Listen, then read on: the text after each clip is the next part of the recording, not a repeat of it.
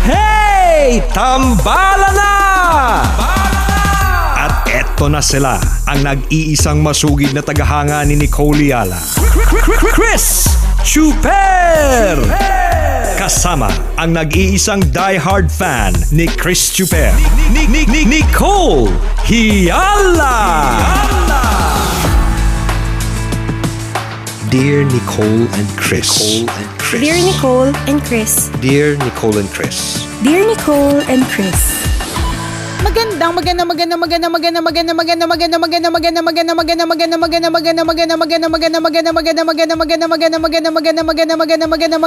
morning! Luzon, Visayas at Mindanao, Metro and Mega Manila. Hi, partner! Wow, parang kandidata ng Aliwan Fiesta. Yung pagpapakilala mo parang parang beauty pageant. Mindanao! Hindi, Candidate number 9, Mindanao, hindi Yala, partner. Mindanao. Etong energy na ito ay nanggagaling sa pusong nabayaran ng taong may utang sa'yo, di ba? Uy, sarap naman nun. Ang taas ng energy mo kapag halimbawa, merong may utang sa'yo, tapos Oo. binayaran ka, tapos yung hindi ka pinahirapan, Tama. yung walang pag-aalinlangan, tapos bukod sa hindi ka na pinahirapan, wala pang pag-aalinlangan, siya pa mismo yung nagpresenta na mag-i-interest kasi medyo natagalan ng pagbayad, Yan. di ba? Oy, naku, Ang sarap pautangan ulit ng ganyan, Ang sarap, correct. Makakaulit at makakaulit, di ba? Yan yung mga taong pag pinautang mo, pwedeng makaulit mangutang sa'yo kasi marunong magkusa sa madaling salita. Tapos siya pa Tama. nagsabi maglalagay ng interest. Ako, sino ba yan? Alam yung mga taong tinatandaan na dapat pinapautang. Pero yung mga Correct. kaibigan natin, minsan believe din ako dun sa mga taong makikita mo yung post nila. Di ba? Kunyari, Nicole Yala, tapos feeling blessed. Kasi may bagong binili, tapos alam mong baon na utang sa'yo, kinukulit mo, hindi nagbabayad, tapos may post na ganon. Feeling blessed, may bagong iPhone, di ba? Oo, di ba? Nakakainis. Ang sarap pakain sa kanya yung iPhone. Oo, kaya bibilib ka sa mga ganon, di ba? Medyo ang lakas ng loob mag-post di ba? Kahit alam mo sa sarili mong, ang tagal-tagal mo nang sinisigil, hindi nagbabayad ng utang, nako, talaga naman, oo. So I feel you, partner. True. Kaya pala ganyan kataas ang energy mo. Oo, nabayaran ka ng utang. Naku, sana Hindi, all. partner, sabi ko, ito yung, di ba, ito yung gantong energy ay galing sa pusong nabayaran. So ako, partner, hindi pa naman ako nababayaran. Nagpa-practice lang ako. Pina-practice ko lang yung energy ko. Ang tawag dito, the power of positive thinking. Sabi nga, di ba, Tama hindi yan. ka dapat Oo. nagsasabi ng mga hindi magaganda kasi napaka-powerful ng mga words. Napaka-powerful ng Tama. utak, o di ba? So kung magpa-practice ka, practicein mo sa sarili mo na nabayaran ka na, ganun. Tsaka alam mo, isa sa mga dapat mong isipin para mataas lagi yung energy mo o parang happy ka talaga everyday sa pagising kapag ka umaga, lagi mo sigurong ima-mindset na maswerte ka kasi nagising ka. Yung mga iba hindi na Yes. nagising. So this is Totoo an yun, opportunity. Oo, ito yung isang oportunidad na hindi mo dapat ma-miss, 'di ba? Yung Correct. maging masaya kasi nabigyan ka ng chance to live, ganun. At ganun din kapag halimbawa, wag na nating laliman ng mga life. Ang ganun din Oo. kapag ka sa trabaho. Halimbawa, para lang magkaroon ka ng energy diyan sa trabaho mo, lagi mong iisipin na hindi lahat nabiyayaan ng trabaho. Isa ka sa Agree. mga blessed na merong may trabaho. So bakit hindi mo siya kakaririn? Bakit hindi mo siya i-enjoy? Bakit hindi mo Tama. siya pagbubutihan? Bakit hindi ka magiging energetic about it? Ako, lagi ko yung mindset, partner, kapag halimbawa, may mga hostings tayo, tapos napapagod ako, para lang hindi ako tamarin, Sipagin. o para lang, Oo. correct, para ako sipagin. Lagi ko iniisip, hindi lahat nabibigyan ng chance or ng talent na mag-host. May mga iba Tama, pwede tama. mabigyan ng oportunidad, pero hindi naman nila kayang humarap sa maraming tao, 'di ba? Yung mga ganun. Pero kung ikaw binigay na sa iyo yung talent, binigay pa sa iyo yung opportunity, so anong rason para hindi mo gagalingan or hindi ka magiging energetic about it? Talagang lang yan. Ipa-practice mo talaga. Mahirap talaga yan eh. Mahirap yung mga the ganyan power para of lagi kang positivity, positive. no? Oo. Yes, Mahirap yes. yan. Pero kaya nga pinapractice yan. Kaya ako, partner, nagpa-practice ako in case mabayaran. At least alam ko na yung taas ng energy na aabutin ko. Ganun. Oo. Diba? At least magandang magandang training yan para sa sa sarili. At yun naman yung madalas sinasabi ng tambalan, di ba? Paalala ng tambalan palagi, mga kaibigan, na minsan kasi may mga pagkakataon talaga na minsan naiinggit tayo dun sa mga taong akala natin masasarap ang buhay, di ba? Yung nakita nating mayaman, nakita nating bagong bili ang bahay, bagong bili ang kotse, bagong bili ang cellphone, di ba? Minsan nakita natin yung aspeto ngayon na minsan pag-iisipin natin, may problema din naman pala sila pag nakausap mo itong mga taong totoo to. yan. Oo, nang sasabihin nila, alam mo, mas naiinggit nga ako sa iyo eh. Simple lang yung buhay mo, wala ka Correct. masyadong pinoproblema. Ako, Tama. nakita mong bumili ako ng bagong kotse pero hindi mo alam buwan-buwan kong iniisip ko saan nakukuha ng pambayad dyan. True. Diba? True. Totoo yan. Yung mga gano'n, naiinggit tayo sa ibang tao pero kung tutuisin, sila din mas naiinggit sa kinaroroonan natin o kinalalagyan natin ngayon. Diba? Hindi lang kasi natin alam yung detalye ng kanilang pinagdadaanan. Malay mo mas makainggit-inggit pa pala yung sitwasyon mo ngayon. So in other words, mga kaibigan, talagang pagigising ka sa umaga, i-train mo yung sarili mo. Ano kaya yung meron ako ngayon? Diba? Huwag nating tingnan yung wala ako ngayon.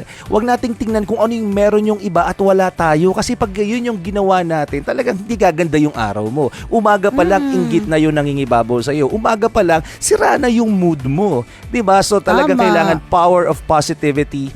Importante 'yan na gawin natin sa ating mga sarili. Correct ka. True na true yan, partner. Teka, nagkamot ako ng tenga. Biglang hindi kita narinig. Sabi niya, wait lang, may nakuha akong tutuloy ka. Tatanggalin ko muna. Ang malaki kasi.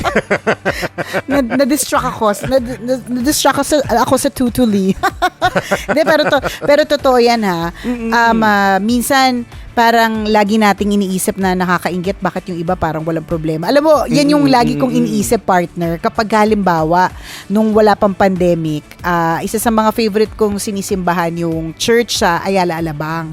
So, bukod sa maganda yung simbahan, bukod sa ang laki-laki, tas maganda yung homily, maganda yung paligid, isa sa mga rason kung bakit gustong-gusto ko din dyan, kasi na-amaze ako sa mga magagandang mga bahay.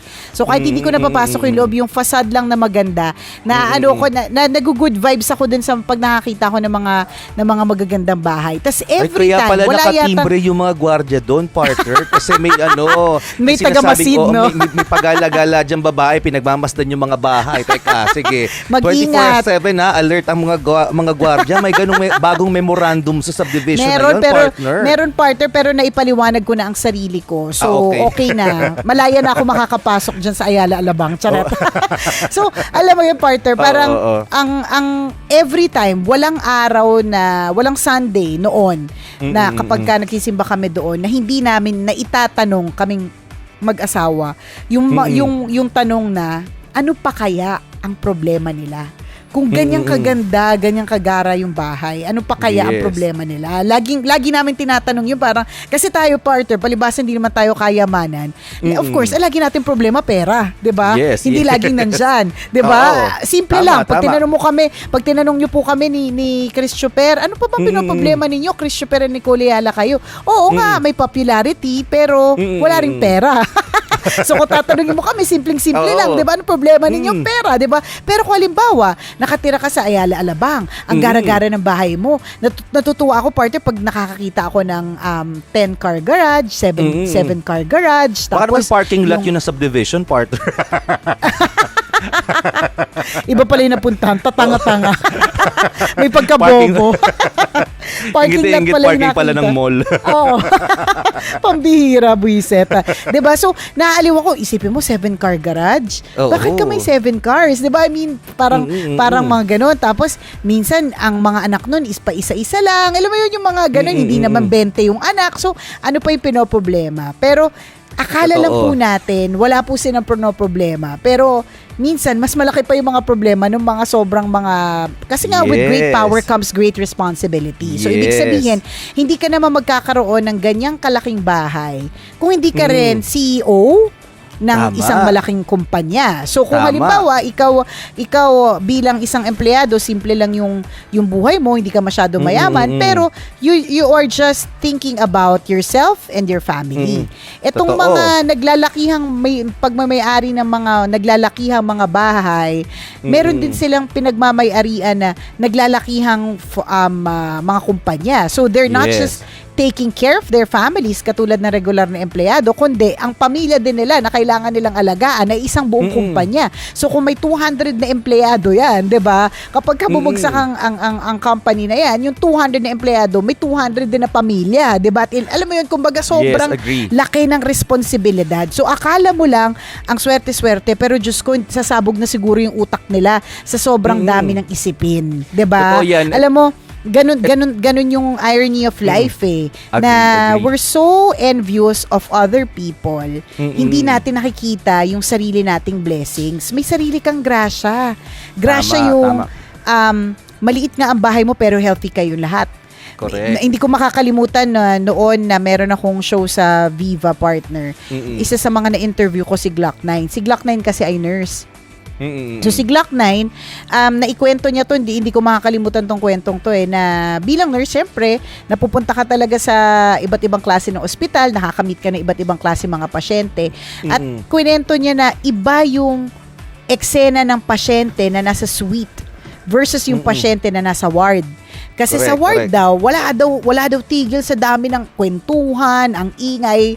Alam mo yun, parang ang dami lagi pupunta, palibasa, hindi nakakayang bumisita sa ward di ba? Parang ang dami pwede pumunta, kapitbahay mo, bibisita, ganyan. Oo, fiesta, di ba? May maglulusot pa dyan ng Red Horse. Alam mo yun, yung parang may ganun. May simple nagtatagay dyan, di nyo lang po nahuli. Correct, di ba? Alam mo, dinedextrose po yung inuman dyan. Di ba? Pero nakita niya rin, as compared to naka-suite, ang laki-laki-laki ng kwarto. Yung mga kubyertos ay hindi plastic, hindi alam mo yun, hindi disposable, pero talagang magaganda, may plato, hindi nasa disposable, hindi naka-tray. Yung mga kubyertos nila, partner. Correct, tama. Yung sa atin parang may mga may mga bakas ng likidong hindi matanggal-tanggal Oo. Minsan nga kinakalawang na yung gilid, pero pwede pa, di ba? True.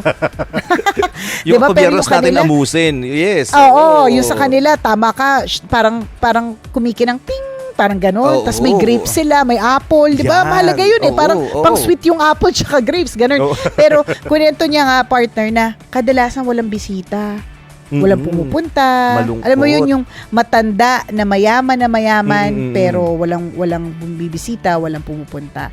Yung mga gano'n. So, yun yung mga hindi natin alam na kinaiinggitan natin sa ibang tao, pero sa totoo lang tayo mismo ay may mga blessings na hindi natin ipinagpapasalamat. Pasalamat ka, may nag-aalaga sa'yo. Pasalamat ka, may trabaho ka. May ibang mga tao walang trabaho, 'di ba? O kaya, halimbawa, naiinggit ka bakit mas malaki yung sweldo nitong taong to kaysa sa'yo. Mas mahirap din yung ginagawa niya. Mas masakit sa ulo, 'di ba? So kung ikaw naman simple lang yung yung sweldo mo, mas simple lang din yung ginagawa mo, 'di ba? So alam mo 'yun. Agree ako doon. Ganun lang ang life. One simple example, mga kaibigan. Kanina lang, partner, kahapon pala, nalilito ako hindi pa kasi ako natutulog. So kahapon, may kakwentuhan ako. Semi-celebrity din. Tapos nag-share siya ng kanyang mga experiences. So sabi niya, totoo na hindi natin alam talaga yung pinagdadaanan ng bawat isa. Kasi meron siyang kaibigan na engineer na sobrang niyang kinaiinggitan at pangarap niya na magkaroon din ng ganong klase ng trabaho. I mean, regular job, regular pay, simpleng buhay. Kasi siya, yung pagka-celebrity niya, parang syempre, public property siya. Tapos ang sweldo niya hindi regular, per project basis kasi pag celebrity. So, nung nag-usap sila nung engineer, sabi nung engineer sa kanya, alam mo, naiinggit ako sa iyo, parang sarap ng trabaho mo. Kasi 'di ba pag celebrity, para lang kayo nag-e-enjoy, para lang kayo naglalaro sa sa ginagawa niyo. Actually, totoo naman 'yon. So naiinggit yung engineer sa kanya. Sabi nung celebrity, huwag kang mainggit sa akin. Actually, ako yung naiinggit sa iyo. Kasi kami, diba? may sweldo kami, pero hindi regular. May TV commercial, sabi niya, may TV commercial ako, pero after that TV commercial, wala namang assurance na mabibigyan pa ulit ako ng panibagong project. So yung kita ko sa particular na TV commercial na yon, hanggang dun lang. Ikaw, naiingit ako sa iyo bilang engineer kasi regular ka nakakatanggap ng sweldo. Maliban pa sa per project ano ninyo, basis ninyo. So, Correct. doon nila na-realize na, ay oo nga, no, wag pala tayong mainggit sa isa't isa kasi kanya-kanya tayo na pinagdadaanan eh. Nakikita lang talaga natin yung maganda sa isang tao, pero yung lahat ng pain nila, lahat ng pagdurusa nila, lahat ng sakripisyo nila, hindi naman kagad yun nakikita eh until makausap mo yung taong yun. 'Di ba? So, Correct. wag po nating kiniinggitan. 'Di ba? Ito nga sino ba yung sikat na na multi-billionaire na sinilahad natin sa mahiwagang Burnay? Warren Buffett. 'Di ba? O talagang ang buong mundo ay tumitingala sa kanya. Okay naman 'yun, syempre, pero sabi niya, Correct. yes, I am a multi-billionaire but my family hates me. 'Di ba? May ganun siyang naging statement na parang, oo, sobrang yaman ko pero yung pamilya ko, 'di ba? Hindi ko sila nakakasama and they hate me. So, parang ganun. Although, di naman si Rosong galit na galit. Kumbaga, parang yung ang gusto niyang sabihin dito, kayo, walang masyadong responsibility, hindi nga kayo masyadong mayaman, pero kasama niyo araw-araw ang pamilya ninyo. Di ba? So, may ganun. Yun yung irony of life. Yes. Walang perfect life. Walang ganun. Kung iniisip mo perfect siya kasi wow, oh my gosh, Warren Buffett, oh my gosh, artista, 'di ba? Oh my gosh, celebrity, oh my gosh, number one influencer, yung mga ganun. May mga meron silang kanya-kanyang crosses eh. Na kapag inisip mo, hala, swerte pa pala ako kaysa sa kanya. Alam mo, yung kunento mo kanina, yung celebrity versus engineer. Tama, no? Celebrity versus engineer. Yes. Very true talaga yan eh. Na-realize ko yung partner, no? Syempre, nag-iisip-isip tayong ako pala na punta-punta sa ibang bansa. Naghahanap ako ng parang mag-engineer ka na din. Hindi, partner. Yung mga engineer. Hindi, kaya nga gusto ko partner, yung mga anak ko, magkaroon ng lisensya sa whatever. Kasi pag naisip-isip, parang naman lisensya ng motor, padali naman makuha. Ano ka ba? Pabagay. Madali lang siya makuha. Maraming lisensya. Anong klaseng lisensya ba gusto mo? Ito, 'di ba? Pero seriously, parang ang pagkalibawa, celebrity ka, gusto mo mag-start ng new life abroad. O anong gagawin mo doon? Wala kang, 'di ba? Wala kang kung di ka licensed engineer, hindi ka accountant, hindi ka nurse. Alam mo 'yun, hindi ka registered into something. Ang hirap, parang hindi ka agad makaka-jump to another country kasi parang kailangan meron kang 'di ba? Pakialam naman nung Australia kung artista ka dito o kung di naman pang artista yung beauty mo sa Australia or sa Canada. Tama. Baka mag-artista doon.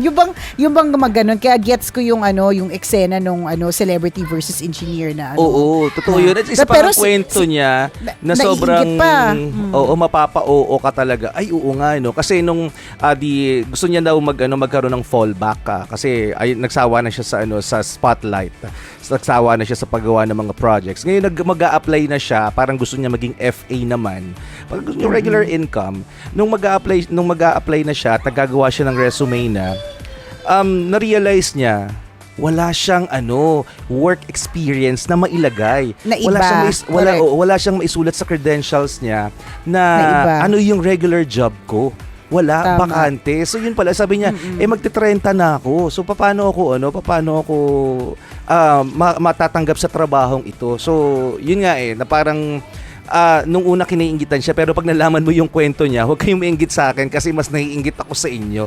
Kayo may regular na trabaho, ako walang regular na trabaho. True yan. Tsaka, siguro partner, bago pa natin, baka sa next tambalan natin, papag-usapan pa natin yan more. Pero habang sinasabi mo yan, naalala ko lang na palalahanan lahat ng mga kabataan kumikita na malaki ngayon. So, kung kumikita ka na malaki ngayon kasi TikTokerist ka, kumikita ka na malaki ngayon kasi YouTuber ka, ganyan. Hindi natin alam kung ano mangyayari sa mga susunod na dekada kung patok pa rin ang YouTube at TikTok, ha? So, dahil walang assurance, katulad ng mga nag-artista or katulad ng mga nag-take ng mga courses na walang examination or hindi sila registered for anything, hindi nila in-expect na, alam mo yun, basta expect the unexpected. So, ang gusto ko lang sabihin, bilang nag-overtime na tayo, is mag-ipon po kayo. Tama. Kasi hindi nyo sure kung hanggang kailan yung popularity na yan. Hindi nyo sure kung hanggang kailan kayo dadating yan. Pwede matagal na panahon, pero by that time siguro 35 ka na or 30. O kung hindi ka nakapag-ipon dun sa oras na marami kang kinikita, by the time that you turn whatever age it is at magpapasa ka ng resume, by that time, hindi ka sure kung pwedeng ilagay sa resume, nag-TikTok ka for 15 years. Or, di ba? Or, di ba? Totoo yun. So, I'm one of the kailangan most popular TikTokers in the Philippines. Oo, correct. Kung pwedeng O, ilagay, diba? Pero, sige, lagay mo. pwede. Pero are you sure kung magsusstewardess ka or magsussteward, kailangan ba yun?